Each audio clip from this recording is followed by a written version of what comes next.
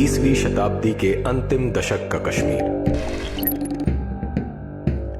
मस्जिदों से गूंजते जहरीले नारे, कलाशनिकोव की गोलियों से क्षत विक्षत शव,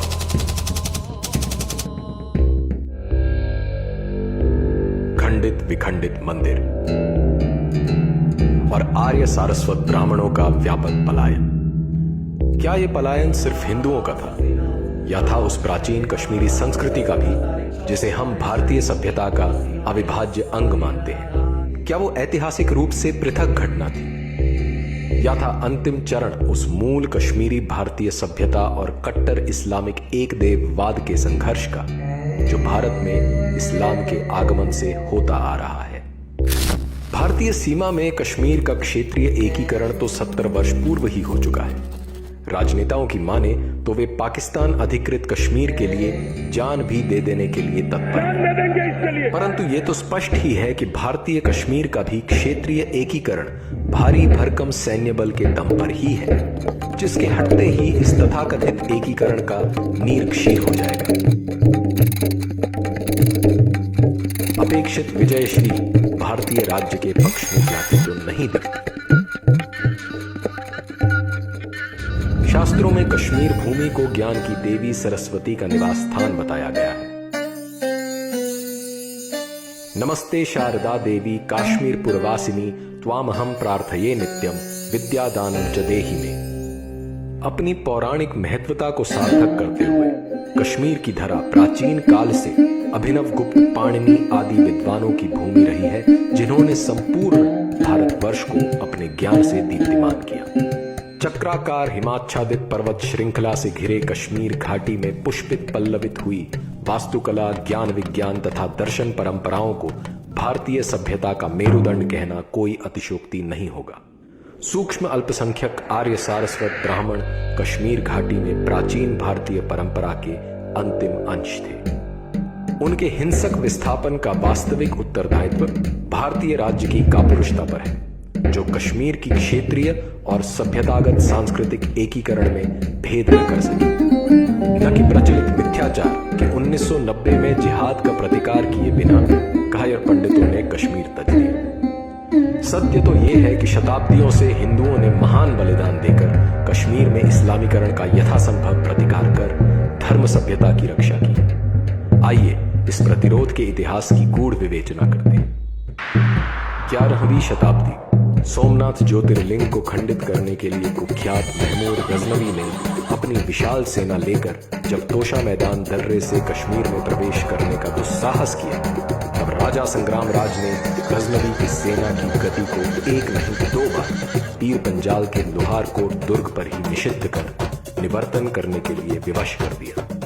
राजा संग्राम राज लोहार वंश के संस्थापक, जिन्होंने 1003 से 1028 ईस्वी तक कश्मीर पर शासन किया, जिनके राज्य का विस्तार पीर पंजाल पर्वत श्रृंखला तक था। कश्मीर में इस्लामिक शासन किसी साहसिक सैन्य अभियान का परिणाम नहीं था, अपितु 1339 ईस्वी में राज दरबार में किए गए षड्यंत्र और हत्याओं का परिणाम था कि शाहमीर राज सिंहासन पर सज्ज हुआ। विविध विजातीय संरचना वाले कश्मीर समाज को आने वाली विपत्ति का कहां शनय शनय समय बीतता गया और शाहमीर की वंशावली बढ़ने के साथ मुसलमान शासकों ने अपने मूल क्रूर स्वरूप का रहस्योद्घाटन किया। हिंदुओं पर अपमानजनक निषेध लगाए गए, जिनमें अपने मृतकों को अग्निस्पर्श कराकर अंतिम संस्कार करने की अनुमति तक नहीं थी। मंदिरों को खंडित कर उन पर मस्जिद लाद दी गई। मुसलमान यात्रियों के लिए मंदिर पंथागार में परिवर्तित कर दिए गए। हिंदू विद्रोह का दमन हर वह अमानवीय यातना देकर किया गया जिसके लिए इस्लामी शासक कुख्यात रहे हैं। उस प्रतिकूल समय में पंडित निर्मल कंठ ने विवशता में बने मुसलमानों को पुनः हिंदू धर्म में दीक्षित करने का अभियान चलाया। अप्रत्याशित सफलता मिलने के कारण निर्मल कंठ नव हिंदू संगठन का केंद्र बने। नव धर्मांतरित मुसलमान न केवल मूल हिंदू धर्म में पुनः प्रविष्ट हुए, बल्कि कुरान पर आसीन होकर मूर्ति पूजन किया। काफिरों की यह धृष्टता देखकर उलेमा क्रोधित तथा हतप्रभ हुए। शिया शासक काजी चक ने समीप आ रहे आशूरा के दिनों में पंडित निर्मल कंठ समेत 800 कश्मीरी हिंदुओं का बर्बरता से नरसंहार कर घाटी को रक्त रंजित कर दिया। 19वीं शताब्दी के आरंभ में अफगान सूबेदार अजीम खान राक्षसी प्रवृत्ति से कश्मीर पर राज्य कर रहा था। स्वराज्य ही कुत्सित इस्लामिक विधर्मिता से मुक्ति का मार्ग था और पंजाब में स्वराज्य स्थापित हो चुका था। अजीम खान की अभेद्य निगरानी को चकमा देकर पंडित बीरबल धर कश्मीर से सुरक्षित बच निकले और महाराजा रणजीत सिंह के राज दरबार में उपस्थित हुए। कश्मीर में सैन्य अभियान अत्यंत दुर्गम होने के कारण महाराजा रणजीत सिंह कुछ हतबल दिखे, लेकिन पंडित बीरबल ने अपनी वाक्पटुता एवं सामरिक ज्ञान से महाराज को प्रभावित कर सैन्य अभियान के लिए स्वीकृति प्राप्त की। बीरबल धर को इस साहस का मूल्य अपनी पत्नी और साथियों की क्रूर हत्या से चुकाना पड़ा। सिख डोगरा ने अफगानी पठानों को बाहर खदेड़ा और इस विजय उत्सव को कश्मीरी हिंदुओं ने 3 दिवस तक मनाया। एक अंतहीन कालावधि के बाद कश्मीर में जजिया, उपनयन का अपमान, धर्मांतरण तथा गौवंश हत्या प्रभावी रूप से रुकी। 1846 में सत्ता डोगरा राजाओं के हाथ आई, जिन्होंने बिखरे हुए छोटे छोटे राज्यों को मिलाकर जम्मू कश्मीर राज्य को मूर्त रूप दिया और मठ मंदिर, संस्कृत पाठशाला का निर्माण कर हिंदू मूल्यों का पुनः संचार किया।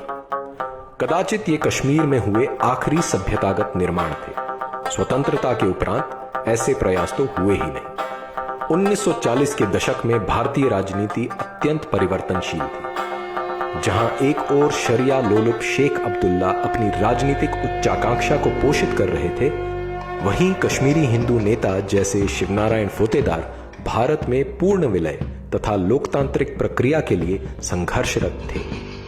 पर जवाहरलाल नेहरू की सांस्कृतिक दृष्टि बाधित थी। शेख अब्दुल्ला के तुष्टीकरण हेतु अनुच्छेद 370 निष्पादित कर दिया गया। स्वतंत्र भारत में हिंदू राष्ट्रवाद संख्या बल के सहारे ही जीवित है।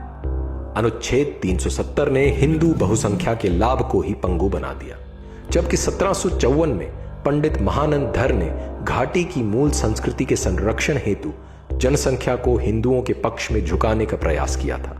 हाँ, ये पंडित महानंद धर की दूरदर्शिता ही थी कि उन्होंने पंजाबी हिंदुओं को घाटी में बसने के लिए प्रेरित किया। शेख अब्दुल्ला को जनसांख्यिकी के महत्व का भान था। कदाचित इसीलिए उन्होंने धारा 370 में ऐसी व्यवस्था की कि भारत के अन्य नागरिक कश्मीर में ना बस सके और जनसंख्या हमेशा मुसलमानों के पक्ष में रहे। घाटी में हिंदुओं के अल्पसंख्यक होने के दुष्परिणाम आने में समय नहीं लगा। आजकल के प्रचलित शब्द में कहें तो लव जिहाद जैसी पहली घटना 1967 में आई, जब परमेश्वरी नामक पंडित कन्या का गुलाम रसूल ने अपहरण कर लिया। लड़की की विधवा मां की स्थानीय पुलिस अथवा सरकार ने एक न सुनी। हिंदू समुदाय अपनी स्त्रियों की रक्षा के लिए भारी संख्या में सड़कों पर उतरा। मौलवियों ने व्यवस्थित मिथ्या भाषण और छल बल से बहुसंख्यक उग्र इस्लामिक भीड़ को हिंदुओं के विरुद्ध कर दिया। पुलिस शांतिपूर्ण प्रदर्शन कर रहे हिंदुओं पर लाठी डंडे बरसाने लगी। स्त्रियों के साथ अभद्रता की गई और चिन्हित करके हिंदू दुकानें लूट का निशाना बनाई गई। अनेक हत्याएं हुई और हिंदुओं के पार्थिव शरीर नालों से निकाले गए। कानून व्यवस्था बिगड़ती देख केंद्रीय मंत्री भी घाटी पहुंचे। अंततः आंदोलन के हिंदू नेताओं को नेपथ्य में शांत करा दिया गया। परमेश्वरी के साथ जो घटित हुआ वो 1990 में आने वाली विपत्ति की झांकी मात्र था। भारत सरकार की कश्मीरी हिंदुओं के प्रति उदासीनता और जिहादी मनोवृत्ति के प्रति कायरता का प्रत्यक्ष प्रमाण हम आतंकवाद, पथराव और मृत आतंकियों की अंत्येष्टि पर जुटने वाली उग्र उन्मादी भीड़ के रूप में देखते हैं। आज भी भारतीय राज्य क्षेत्रीय राष्ट्रवाद और क्षेत्रीय एकीकरण के स्वप्न लिए चिरनिद्रा में विलीन है।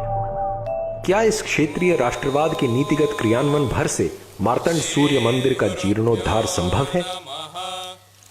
क्या हिंदू कभी डल झील पर सूर्यदेव को अर्घ्य दे सकेंगे? क्या कश्मीर का आकाश मंत्रोच्चारण से गुंजायमान हो सकेगा? एक देववाद और हिंदू धर्म सभ्यता के इस युद्ध में मध्यकाल से कश्मीरी हिंदुओं ने क्षेत्र ही नहीं अपितु हिंदू धर्म को राष्ट्र की धुरी मानकर संघर्ष किया है।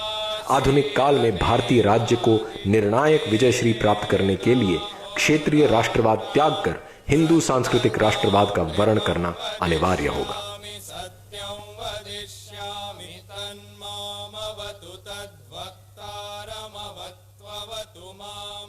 तु वक्तारमव